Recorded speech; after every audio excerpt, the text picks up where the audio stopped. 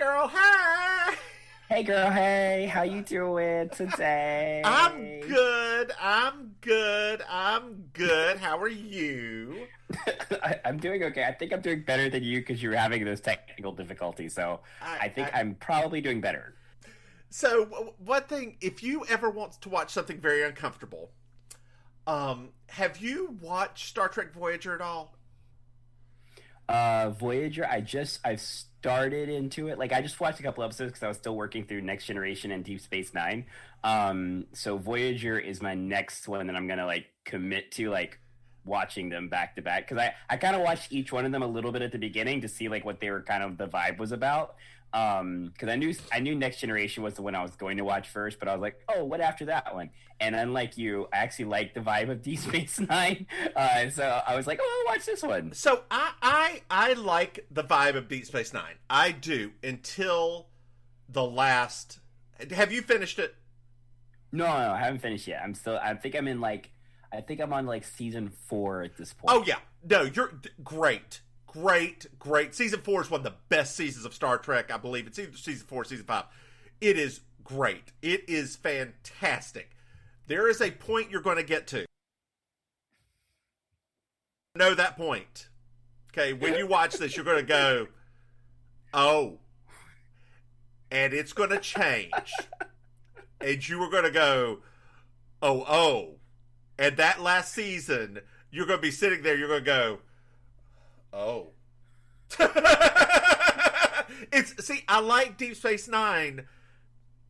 I really do. I really do. Because, Benjamin Sisko is a great role model, monolithic, like, character. He's a great actor. Avery Brooks is a great actor. Then you get to that last season, and you're like, oh. Okay. Well, that's a lot of last seasons, unfortunately. Yeah. I think for me, my favorite thing about Deep Space Nine, obviously, is because it's almost like Star Trek mixed with Fantasy Island and Love Boat. Yeah. It's like all of those things combined, but in a Star Trek way. And so I every episode I'm like, oh my gosh, who's the guest star today that's gonna come in and like, it's literally like Hotel. Like, and you remember in the 80s, those are all of my favorite things. I love those shows that were just a rotating cast of guest stars each week. I do also want to talk about, so I'm going to warn you about Voyager now. We're going to have a little conversation about Voyager. Okay.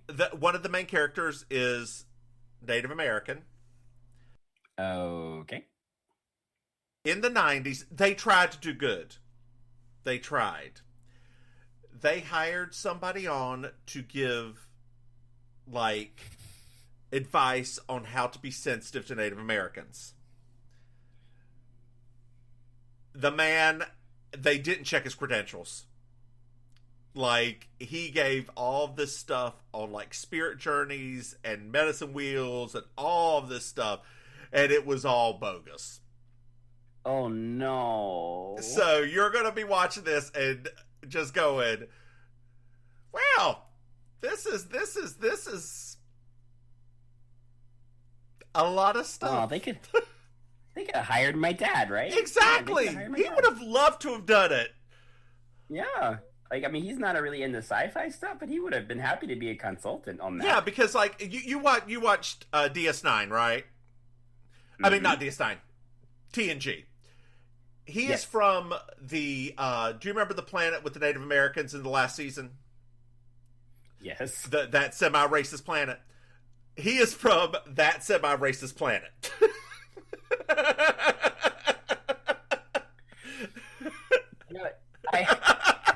So it's funny, right? I don't blame pop culture because in real life we still haven't gotten our Native American stuff right. No. So it's like sometimes I watch pop culture things and I'm like, this is not great. But at the same time, we haven't even gotten it right in real life. So why would they have it right in the entertainment? No, but on another thing, Charlotte is getting a casino. They are not. The Catawba Indians have some land, and they are like, they sued the Cherokee, won, and are putting that shit there. Oh in my Kings gosh, Mountain, North Carolina, just outside Gastonia. It's going to be Oh huge. I'm so excited. Oh my gosh. Maybe that's where we can do a live show. You know I love a Don't look at me casino. like that. I know you do. I know you do. So I'm just saying, we could take our little podcast / cabaret show on the road to Catawba. Because I'm not good enough for the Seminole Casino, the Hard Rock Seminole Casino. But girl, not many of us are. That place is. They were talking about all the events they're doing for Pride, and I was like, oh, they're gonna have a Project Runway reunion fashion show and blah blah blah. I was like, oh, okay. I'm gonna leave that alone. That's too much. Before this, the only thing they were known for was Anna Nicole dying there. I know, right? But it's beautiful now. It's beautiful. Have you seen it since they built the giant guitar? No.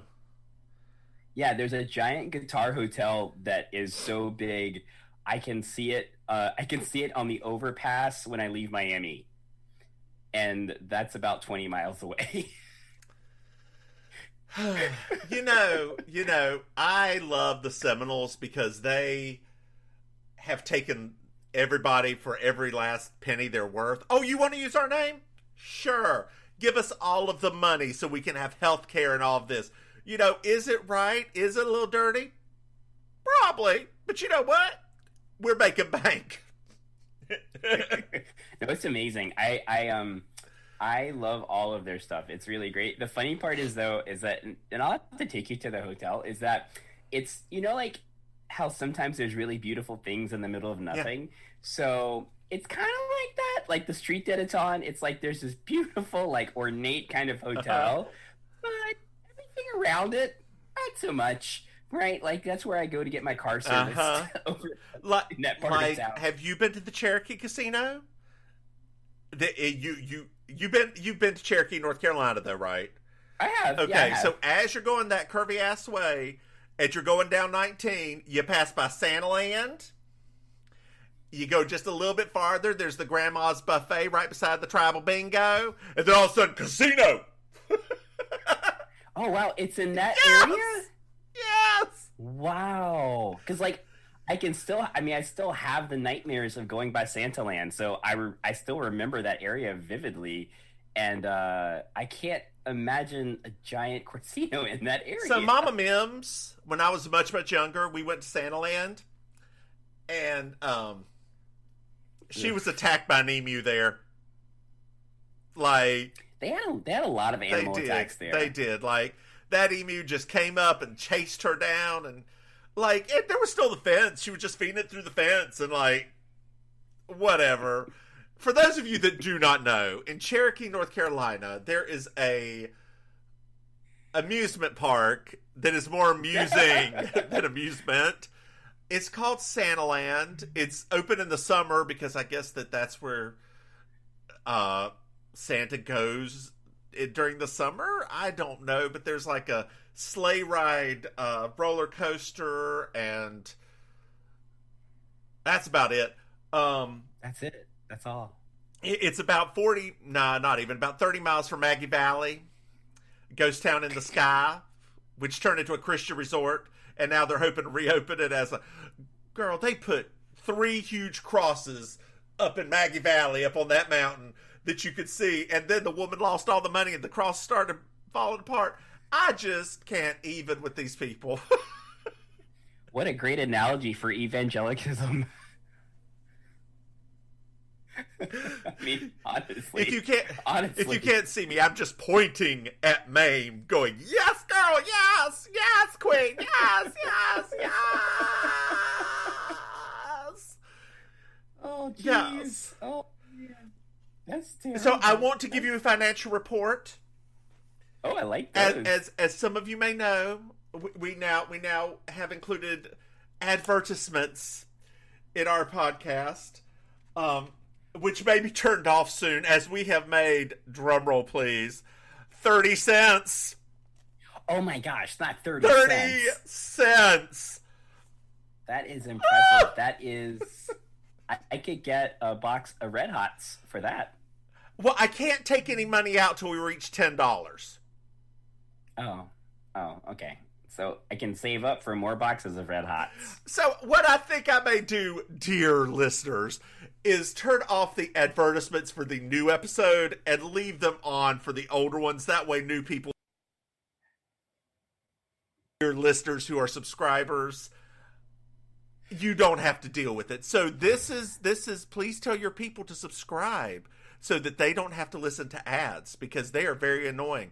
I got one for Bojangles telling them that they're hiring nearby.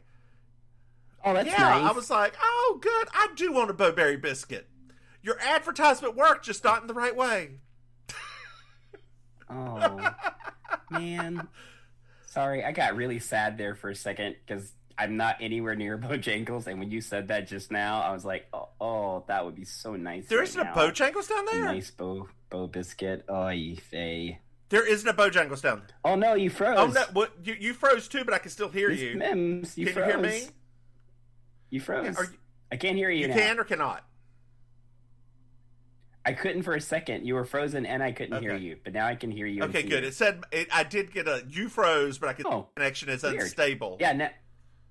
Yeah, I just got I couldn't hear you again. So maybe as long as you can hear yourself, that's fine. Because as long as you can hear yourself, I can always hear myself. I don't know. No, I'm just saying, I mean, for the purpose of the recording, I'm guessing. I don't know. You're the one staring at all the gauges. I have no idea. Girl, they're barely. It's more of a suggestion than a gauge. That's a great analogy for evangelicism, also. So, how about we get to this week's episode? Episode 11, New Year's Daze. I'm Julia Sugarbakers. I'm Julia Sugarbakers. I'm Julia Sugarbakers. I'm Julia Sugarbakers. And that's Marjorie. Just so you will know, and your children will someday know, is the night the lights went out in Georgia. The lights went out, the lights went out, the lights went out, the lights went out. And that is the night the lights went out in Georgia. I'm sorry, I didn't know. Well, now you do. New Year's, I'm excited, right? We have our first holiday kind of episode. We get to see a tree, which I'm very excited about because we never get to. We skipped a Christmas episode. Well, I told you on the last one, I don't think they were quite ready for that, because Christmas episodes are very specific, so I don't think they were quite ready for that. I don't think they'd gotten their full order in for the show yet. That's what I think happened. I don't think it's that they weren't ready. I think it's, we may be done now. We may not even make it past New Year's. Well, so I was looking, right, because you know me, I'd like to do my little research. This was actually on New Year's Day. This episode was on New Year's Day in 1987. Okay. So, which is kind of a big deal, right? The fact that they actually got an actual day of episode. But I still hold true to what I said, which is when they did the original specs for the episodes, the next two after this are part 1 and part 2. So they basically planned for, if this doesn't survive, we'll go out with an actual 2-part kind of episode. And it just happened that they got renewed. Because, I don't think they would have. I think that they were kind of planning for, things like that. Okay. So that's just what I think. That's that's just my brain set. So, start off the episode. Charlene has a date. Finally, Mason is out of the picture. He's too fat for her, and we've moved on. And she won't tell anybody. However, we didn't say that in the episode, though. It's just to be assumed. It's just to be assumed. Now, we aren't talking about who this person is yet. No. It's a mystery. A mystery. But we'll get to it soon. We're going to go through some fat jokes about Suzanne. These are now starting. And dear listeners, for those of you that have never watched designing women. This is a good place to start this. This becomes a issue as the seasons go on. At this point, Delta Burke is not fat. She is perfectly like normal sized for her age. She's a little buxom. She's just busty to me. Like, but like she still has a small waist and everything. As they move forward, Delta Burke does gain weight, and the jokes get meaner and meaner and meaner and meaner. So much so, I'm just going to warn you now that Delta Burke leaves the show because she can't handle anymore. It ruins her and Dixie Carter's friendship. Like, it is a lot. So we're really starting to see it start. Season 1, Episode 11, New Year's Daze. There you go. I will say there was a great joke in here, which some of our audience... this is a foreshadowing for our future podcast. Yeah, we talked about this before. Probably. So I like when Charlene gets the one perfect rose, and she says she talks about how amazing that is, and Suzanne says, "Yeah, it just means he's cheap." And Julia, speaking about some of their other entertainment that's on television at the same time, says, and I quote, "Joan Collins' values strike again." And I thought, yes. I said, I saw nothing wrong with that personally. Oh, me either. It's just me. Me either. It's like, I also want to let you know something. It says here Claudia has a date. No, but she's not 16 yet. That's not okay. But she has a date. Oh, jeez. I don't know how to feel about that. I mean, neither did Mary Jo.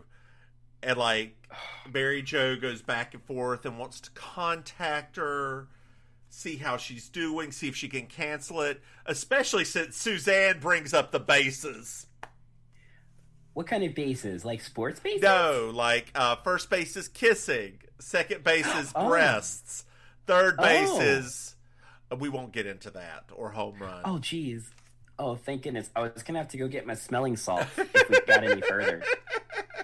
So then everybody asks, well, where's Anthony? A question we've been asking for about the past 3 episodes yet again. I know we've gone through it twice now where we're like, where's Anthony? Oh, there's Anthony, and then Anthony's gone again, and now we're like, where's Anthony? Yeah. So I'm glad that they're also concerned. It's true. It's very true. And then this is another running gag. Where's Anthony? Suddenly Meshach Taylor walks through the door, and they're all like, wow, that's scary that you did that. Oh my goodness. And you know, but it also is a little racist because it indicates that white people think black people are always late. Because where is he? He should be here by now. But I will say his story when he walks through the door, it sort of turns all of their misconceptions on their head because Suzanne forgot to call ahead to the place to the gourmet shop where Anthony was picking up some pate and champagne. No, eggnog. Was it? Oh, it was that's right. eggnog. They drink so much eggnog in this episode. So much. Wait, I think I actually wrote that down. Oh, Anthony bought 4 quarts of eggnog and goose pate. 4 quarts of eggnog? So much. And it's, oh my God, they were actually, could y'all, dear listeners, could you imagine on a hot set drinking this eggnog that had probably been sitting there for hours and hours and hours underneath the hot lights? Like, and they're literally, they take sips of it. Like, it is gross looking. So, this is another question that I have. Why would you buy 4 quarts of eggnog and goose pate when they weren't even planning on spending New Year's there?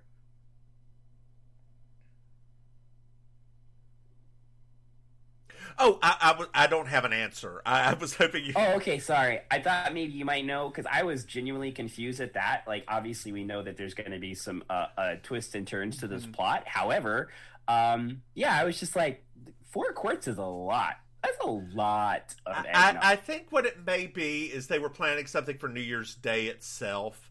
like a little pre-gaming and the New Year's Day itself. Also, white people in the 80s like to spend a lot of money.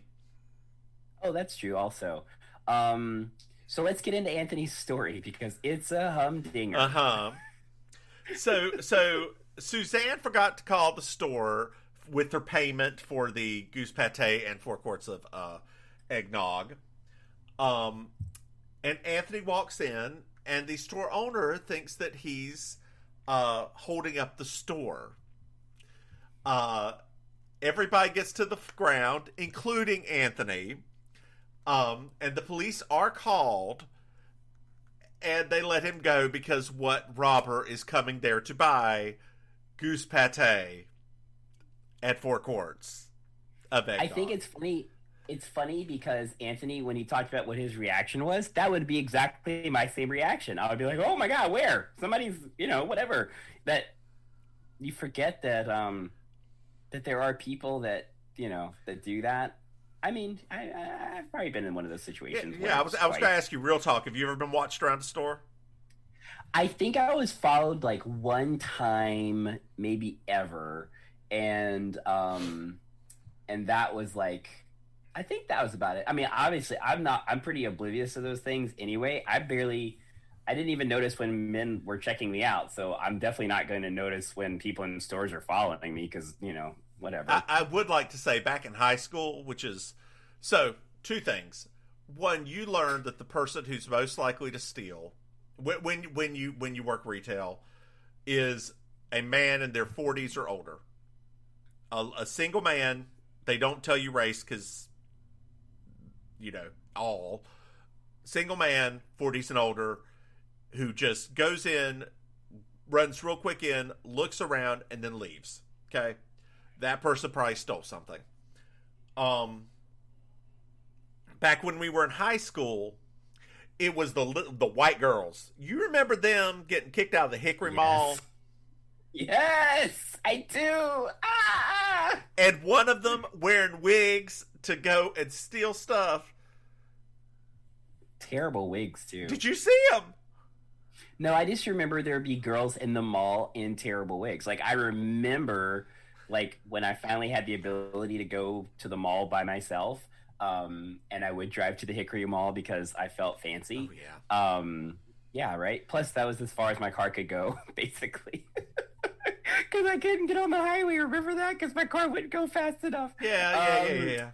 Yeah. So I would drive to the Hickory Mall because I could take the back roads. Gosh, that's sad when I say it out loud.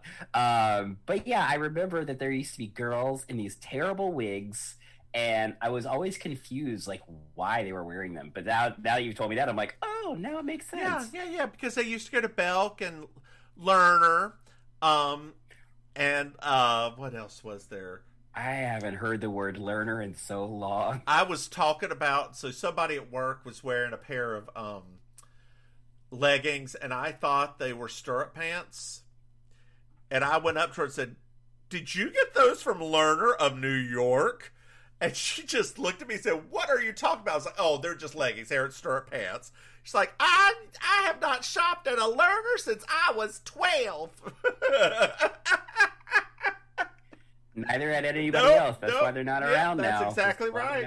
That's exactly right. So speaking of things we haven't done in a long time, Suzanne's date is a lovely 82 years young gentleman. Yes.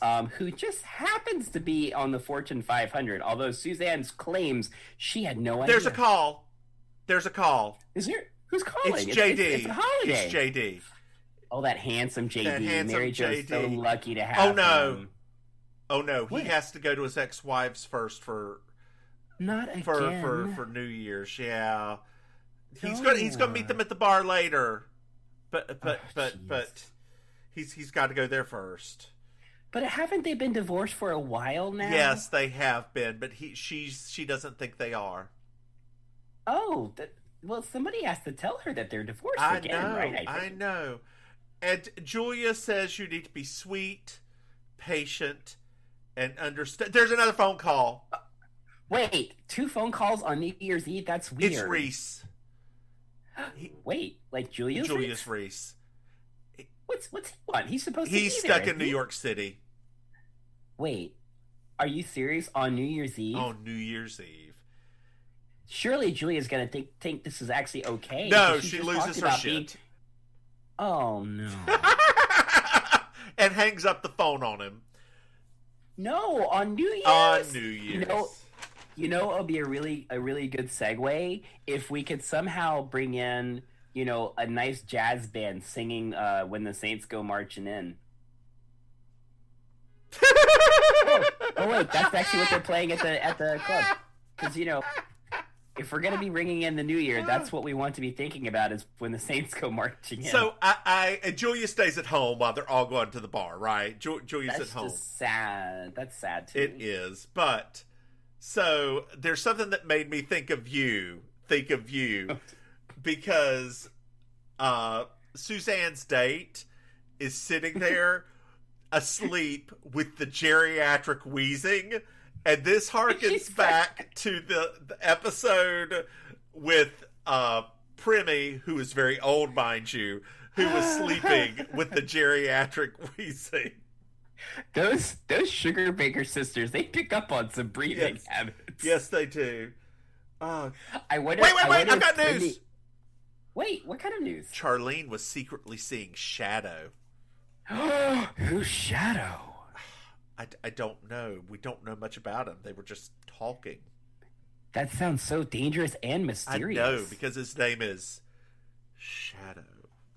Ooh, like Shadow Stevens? Or, oh, God. I'm done. I am done. Call the car. Oh, man. Do you remember Shadow Stevens in the 80s? Like, he had that crazy, like, radio voice, and, like, they wanted him to be some kind of, like, new blonde hunk, but he just sounded like a radio announcer. Well, he was a radio announcer. No, I know that, but he sounded like it even when he was just doing regular acting. I know. Oh, man, the 80s was amazing. It really was. Oh, my God. He was on Hollywood Squares a lot with the microphone in front of it. He was. Yeah. I just found out, speaking of other 80s icons, I just found out that my husband shares a birthday with Mr. T. I know. That was so exciting. I've got a little secret for you. Do you know who I share a birthday with? Who? Queen Elizabeth II. I hate you. I hate you so much right now. The only living celebrity that I share a birthday with right now is Pitbull. I mean, the resemblance is uncanny. I hate it. I'm talking about you and Full Gage. That is where the... I know. I just hate it because, like, down here, Pitbull is basically like the national whatever spokesperson for Miami, so you really can't turn a radio station on without hearing a My Pitbull God, song at why some point. can't it be like Gloria Estefan still? Why has it got to be Pitbull? Because Gloria Estefan has devoted herself to being like the godmother of Miami instead of like the ambassador of Miami now. So now she's just keeping everything internalized, and she's trying to make this place better for all the other rich Cubans that arrive here. Oh, the liberal ones. No, there's no such thing. There's not a rich liberal Cuban, honey. There is a rich Cuban and there's a liberal Cuban. There's not a rich liberal Cuban. That's not a thing. You might have a moderate rich Cuban, but there'll never be a liberal rich. Well, I mean, Cuban. except for Gloria Estefan, who is a moderate rich Cuban. Well, she's a Joe Biden Democrat. Look, you got to do what you got to do for a Cuban. She's real liberal. I said a moderate rich Cuban. Where were we with this story before we get in trouble with people? I almost had to pull out a Tamisha Iman. I said what I said, but thankfully I didn't. Yeah. Shout out to Tamisha Iman for making the internet much more fun. Yeah, Maim, don't get us canceled before we even started. Sorry. Yeah, so it was really great, right? Because Shadow apparently, it's not really that much of a secret right? Which harkens back again, I love saying harkens back, to earlier in the episode where Charlene got the rose and it was just signed by an S, right? And then we flash forward to this part of the conversation where Mary Jo knows about Shadow, right? But she was still confused as to who sent the rose with the letter S. Well, Mary Jo's not the, I won't say not the brightest, but not the most. Oh wait. There's a phone call at the restaurant right now. There is. Who is it? JD's wife is on the line, and she needs to speak to him urgently. Well, I guess he's got to go and talk to her. He's got to go and talk to her, because what about if it's the kids, right? That's true. It could be the kids. You're right. It could be JD's kids. It could be. So let's just pretend that it's okay, right? Mary Jo, are you okay? No, I'm not. Oh, but Julia said you should be okay right now. She really just wants them to be divorced. Also, happy 1987! Yeah. Oh no, we're not. It's not ready yet. No, we're not ready yet. It's that old man. Every single time he goes, hey, 1987, it gets me. Especially when they say the word 1984 and then he says happy 1987. Yes. I was like, yeah, he's got it. He's got it. JD's back. Okay. So are the kids okay? Is anybody have poison control? The ex-wife was just watching Casablanca, and it was their favorite movie. Oh yeah. Wait. Okay. I mean, I'm going to insert a really fun joke here about how much I don't like reruns. Yeah. Moving on, everybody decides to leave and go back to Sugarbakers. I know, right? I'm just going to put a little note here in Worth's horn, though, just so he knows, and it's a note of appreciation. I was wondering if that... I was hoping this... Dear listeners, this doesn't happen in the episode, but it would be kind of comical, dark, but comical, if the note in the horn killed him, and, like, Suzanne missed out on all these millions of dollars. She wouldn't have gotten the millions of dollars. It's not like she would have... I mean, they didn't get married yet. No, but yet. That would have been... That's true, actually. So I was excited, right? So they were watching the ball drop, and I think Wait, that newsflash! What? Wait, what's happening? Shadow has escaped from prison.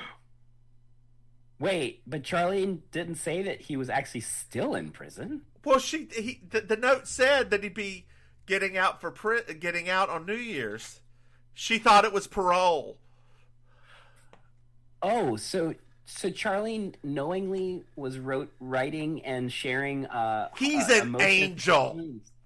Oh, okay. I mean, I guess that should be okay. Wait, who's at the door? Oh, it's the FBI. Wait, what? Why is the FBI at our house? Oh, because Shadow. They know Shadow's been riding her. Wait, so they've been monitoring, and they know all about the relationship that Charlene and Shadow have been having by correspondence? Yeah, they do. They do. Oh no! You know, I found this section pretty fun, right? Because we already know Charlene's got a pretty problem kind of issue, but I really love the fact that Charlene goes through this very gay man moment where she talks about how much she thinks about the men playing football the next day. Because we jump to the next morning, everyone, and they actually all slept at the same house because the men folk didn't want to leave the women folk alone. Right. And I like this. Like, Charlene says that she really loves watching football because she loves all those sweaty men, and she likes to think about them in the locker room. However, she does think it's kind of perverted that they slap butts. And then Julia says, hold on. Then Julia says, there's more going on football fields than half the married bedrooms in America. Amen. Amen. Oh, they caught Shadow. Oh my God, I'm so glad. Although, I feel bad for Charlene a little bit because she was really excited. Yeah. But you know what, though? You know what? Now that Shadow has been apprehended, I kind of want some pizza. Yeah, with double pepperoni. Oh, yeah. Get the double pepperoni. let's send the men folk out to get some pizza now because, we have to have our ladies' time real quick. Yeah. So they all sit around and wait! What? Shadow's back at large again. Oh no. Oh yes. But that's not what the news in the phone call said. Well, that's what happens in 80s sitcoms. Do you know what we can do though to take our mind off of it? Let's sit around and we're gonna write out our New Year's resolutions. Oh my God, this mess!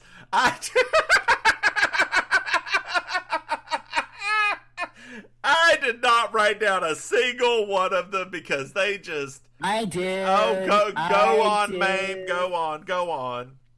So Suzanne said that her main New Year's resolution this year is that she's going to pluck her eyebrows differently. I thought that was actually appropriate. I can relate, actually.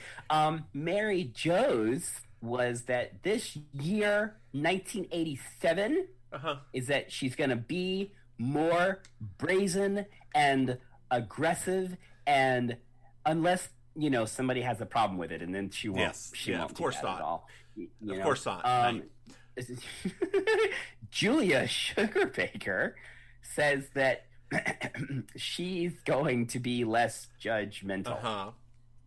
In which case, there would be no sitcom. That's exactly right. That's exactly right. That the entire sitcom is based on her judgmental qualities.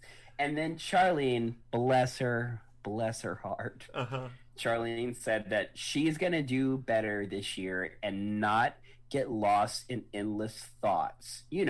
Like thinking that every situation that she's in, she's being filmed by Alan Funt and the hidden camera, which, so audience, if you're not familiar, dear listeners, there was a show that was very popular for a few decades, where they would just put hidden cameras in different locations and set up these scenarios and watch your average Joe and Jane react to wacky scenarios. And it got so bad, as Charlene said, that some people actually were a little nervous that they were just being watched at all times. So it was kind of like a prelude to Big Brother in a way. But in a funny kind of way. Not very. So yeah, but that was the ladies. That was some of their stuff. I think what? There's somebody behind everyone. What are you talking about? Like somebody's in the house? It's Shadow. Oh my God, he's gonna murder all of us. Oh my God, he's really handsome. Well, question for. Oh my God, he's really handsome for the 80s. There you go. Why didn't they lock the back door? Oh, crap. Always watch your back door. Take it from gay men. Always watch your back door. There's always a danger. It's going to have unauthorized entry. And for straight men who go to gay clubs, always stand against a wall so you can definitely protect your back door. But just to make sure that wall doesn't have a hole in it. Yeah. Tap it a couple of times. If you get a tap back, move to another wall. And if you tap it a couple of times and you feel a bead of sweat, that's just a muscular man's torso. It's true. It's really true. I've lost all track of thinking about some thoughts on Instagram. I would say this, right? I'm really happy about this because they all learned a lesson here, right? Because we found out, brace yourself. Everything Shadow wrote Charlene in those notes was completely true. It's true. He's working with the feds.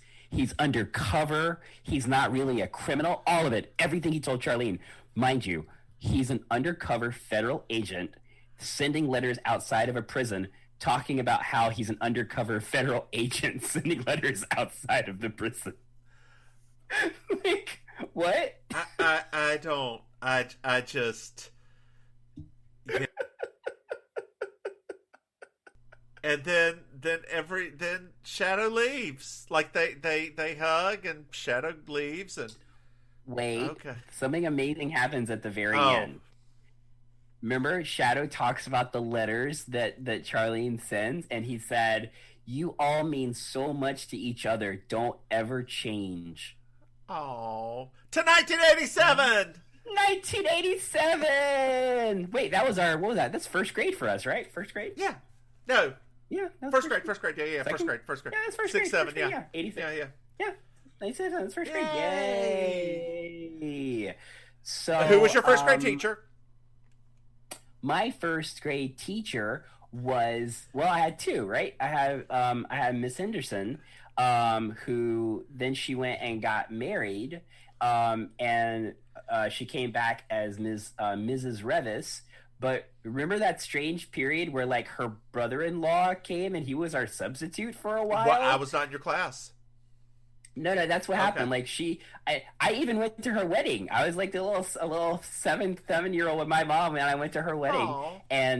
and she went on honeymoon for a while, and her brother-in-law, Philip Revis, I think his name was, he came and he was our substitute for a bit, which whatever, it was a different time. But yeah, and then she came back, and yeah, it was nice. It was nice. She was I really loved her. Do you remember who your teacher's aide was? In first grade? No, actually, I remember both of mine. Oh, my teacher was Mrs. Cook.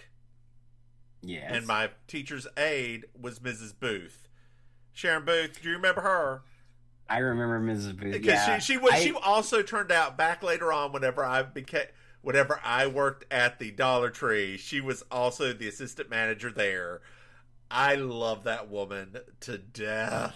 I mean, you loved her, but she didn't love a lot of kids. No. But at the Dollar Tree, like, I mean, let's be honest here. Just so you know, dear listeners, one thing you should know about Miss Mims is that she has this uncanny ability to connect with Black women immediately, and like better than myself, who is Black. Miss Mims just fall in love with him and just want him to be like, you know, like that cousin that they never thought that they were going to have, because they thought that, you know, that didn't happen in real life. Yeah. I don't have a reason for it. Like, I don't. Yeah. Maybe it's because I'm blunt and sassy. Oh, that might be like because my attitude is, well, you did it. Deal with it. I can already tell you right now from this podcast, because, dear listeners, my mother listens to every one of these podcasts. I can already tell you that she is going to call me and give me the explanation for why Black women love Miss Mims so much, because I'm sure she has already had an internal thesis statement written about this.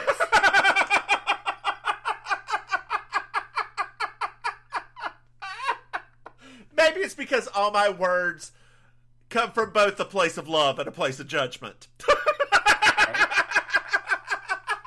I mean, between my mother and my aunties, that sounds like all of them. So, did you find yourself a Miss Georgia World? Oh, yes. Suzanne Sugarbaker's party dress was everything.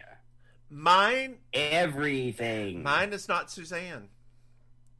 Anthony looked so good. So good when he was with Julia. Okay, so good. That evening in that, I think it was a maroon like blazer, Meshach Taylor looked so good. I mean, I wouldn't have slept with him good, but like good. Well, he's straight, so he wouldn't have slept with you anyway. Well, and we're all still surprised by that.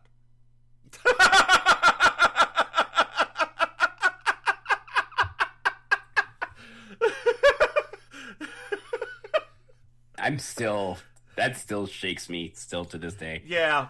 Did you like the episode? Oh, this is a fun episode. I would have liked, I think for me personally, the only thing that could have made this episode better is if we had had more of Shadow, right? Like a little bit more of Shadow other than just him at the very end. Like, I think that would have been more fun, at least. Like, if Shadow had like been there overnight with them and they could have had like kind of like with the sleepover, right? Like have like moments like that. I think that would have been fun, but I think because the guys were there, it wouldn't have been quite the same. Also, one thing that after like the third time I watched this episode, I realized something that was really funny, and obviously the audience wasn't like a joke or whatever. But Mary Jo has a thing where she is essentially sounding probably like JD's wife sounds when she's talking about her kids and how she normally spends the holidays with them. And I was like, oh my gosh, like she literally is sounding like JD's wife probably. But it was such an in passing thing that nobody pointed out the irony of it, that it was just more like a sympathetic moment. But I thought, girl, like you do realize that you're being completely like two-sided here, right? I thoroughly enjoyed this episode. This was, you know, Anthony really does sort of help them. I don't know if it was not necessarily on the set, right? Like I don't think Meshach Taylor's that, at least yet, that strong of a comedian, right? He's funny, right. but compared to the rest of them, Gene Smart, Dixie Carter, Delta Burke, Danny Potts, he's still getting his footing. He's still getting his footing. I mean, the man's only had 2.5 episodes, right? Literally. But something tells me there's something off stage that has switched with him there, that it really helps. And I any episode so far with him in it has been better to me than ones without. Does that make sense? I like that. It does. Yeah, we'll see if that holds up till last season. It won't. But I'm excited. So I would say that I really don't know the next two episodes. I'm not that familiar with them. So I'm very excited for us to do this because like most of these I remember like at least pretty vividly from being a kid in reruns, but those two I'm not as familiar with. So that's going to be interesting. So just a side note before we leave, have you? I do want to give a shout out to Gene Smart, who is in a very sad TV show that we aren't going to talk about, but she's also in another TV show called Hacks. Have you? Wait, what's this? What's the sad? She's TV in another. I don't know. Like that woman is working. Yeah, like she's in a drama. It's on HBO as well. I don't remember. Lord. Yeah, she's like a mother or something, and some stuff's going on. And you better go on, Gene Smart. You better get that money. But have you watched Hacks at all yet? Not yet. I've been working on a lot of stuff this week, so I haven't had time to watch it. There are already 4 episodes out. So the show... Why are you yelling at me? Is basically, she's Joan Rivers, right? In Vegas. Okay. And... Oh, okay. Like, they're shortening her time at the casino, so she's having to deal with that. And... her agent hires her a writer who is down on her luck after a crappy tweet. Okay. Yeah, it's all very contrived. Gene Smart is radiant and hilarious. Like it is. I love it. It is. What? Because she really hasn't done comedies in a while. It's been mostly dramas. I mean, she was in Sweet Home Alabama for a hot second. Girl, how long ago was that movie? I don't know. I still remember from the Oblongs. Oh my gosh, right?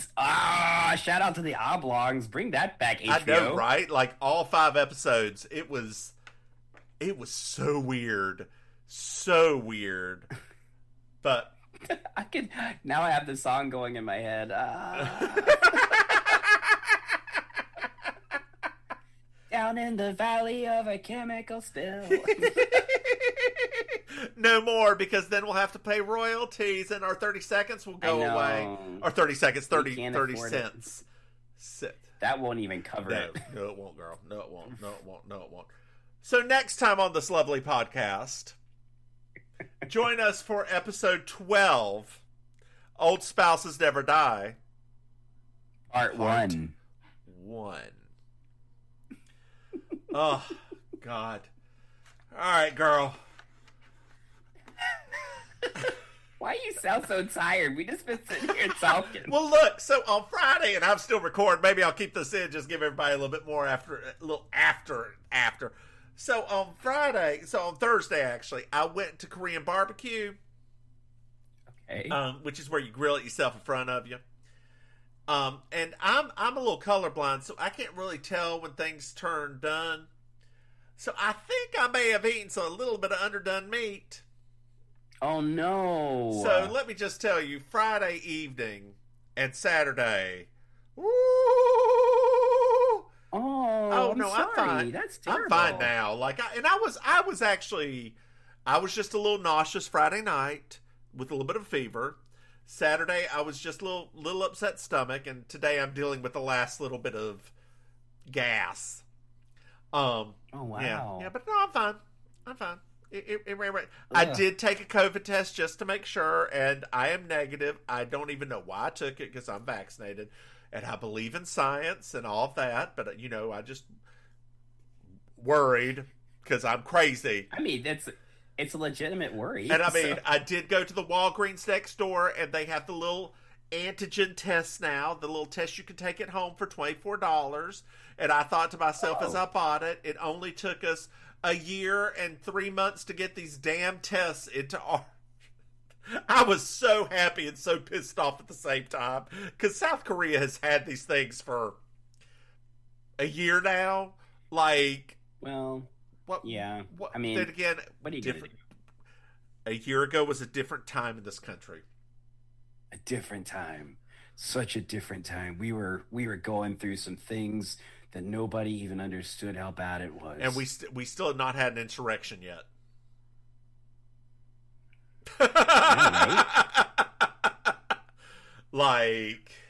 We're not going to let America forget the fact that we had an insurrection. An insurrection. And I do apologize, dear listeners, if that offends you.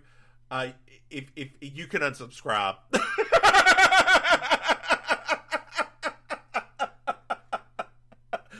Please.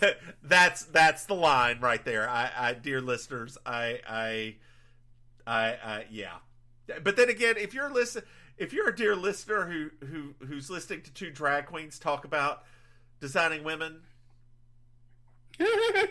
something tells me you may not agree with those assholes who try to take over our government. No. I mean, we could be wrong, but I doubt we are. I doubt it too. Oh God.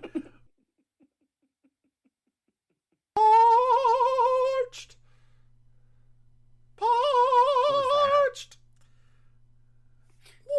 That's why I have water. I have. Okay, Joanne Worley. What's up?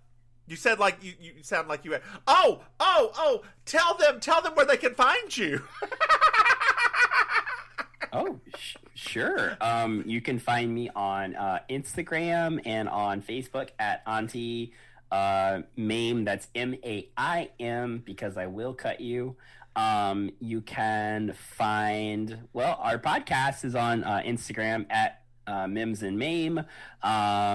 You can find my drag house on Instagram at House of Yas. That's HAUSOFYAS. So if you're in Miami, South Florida, you can come spell see our that out shows. one more time, because it sounded like HAUSOFYAS.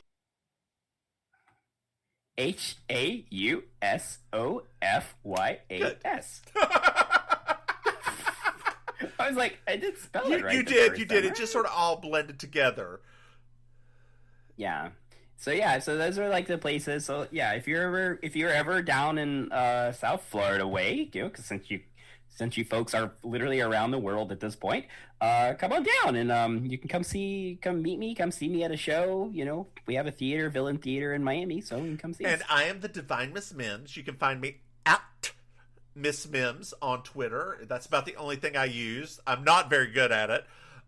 You can find us at Mims and Maim on the Instagram, Twitter, and Facebooks.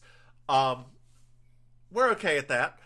You can also join our Patreon. Patreon! We currently still have no supporters. And we have made... Well, we don't also have, like, much anything bonus either. So like, we could do that. Dear listeners, tweet us at Mims and Maim if you've made it to this 55-minute mark of this. Tweet us at Mims and Maim and tell us what you want from us. Things that you would pay for from us. Not sex, because that's illegal. And plus they don't want that they from us. may. You never know. I'm not having sex in drag. I've been asked once, and they told me I was a beautiful lady. I laughed at them, turned around, and walked away. Dear listeners, I am many things. Dear listeners. I am not a beautiful lady. I think I was in my red curly wig at the time. Oh, yeah. Ooh. No, it was not good. No, it was the red and black one. The red and black spiky one. Oh, God. It was a look. It was a look. A look. I mean, my makeup has always been a little crunchy anyway. I never mastered it. I tried, and then I sweat, and then it went away. So, but yeah, so there's all that. Yeah. Oh my gosh, I'm so into that. I'm into all of the things you just said. Oh God, yeah. I do need to start practicing my eyes soon because I do have to do a wedding eventually. A couple of lesbians I know are getting married, and I'm going to be the administrator of the wedding. I already have the wig. Oh. I already have the outfit. I just need to get the eye look done. And I want to look, a little more better than what I normally look. Now, they are used to the Miss Mims style, so... Oh, I was going to say, that's a very specific style. But I want it to look a little bit better for photographs. Okay. Yeah. Okay. I hope they know that I usually go by the mid-90s version of not blending a single thing together. So I'm going to need to start doing that. A softer Miss Mims. A more delicate Miss Mims. I'm excited about this. I also need to get the tape to pull me back because my eyelids are starting to droop a little because I'm getting to be that age. So it's time to pull that back. And I can't lose too much weight either because then they're going to be down to here and I can't end up pulling back to do anything. Oh my God. Oh no, everything you're saying is scary. Aging is scary. All right, girl, I think that we've chatted enough today. I think so too. All right, Miss Mims. Well, I will see you next week. We're gonna have some more chit chats and ladies and gentlemen and everything in between and our lovely audience. You guys have yourself a sweet Bye, y'all.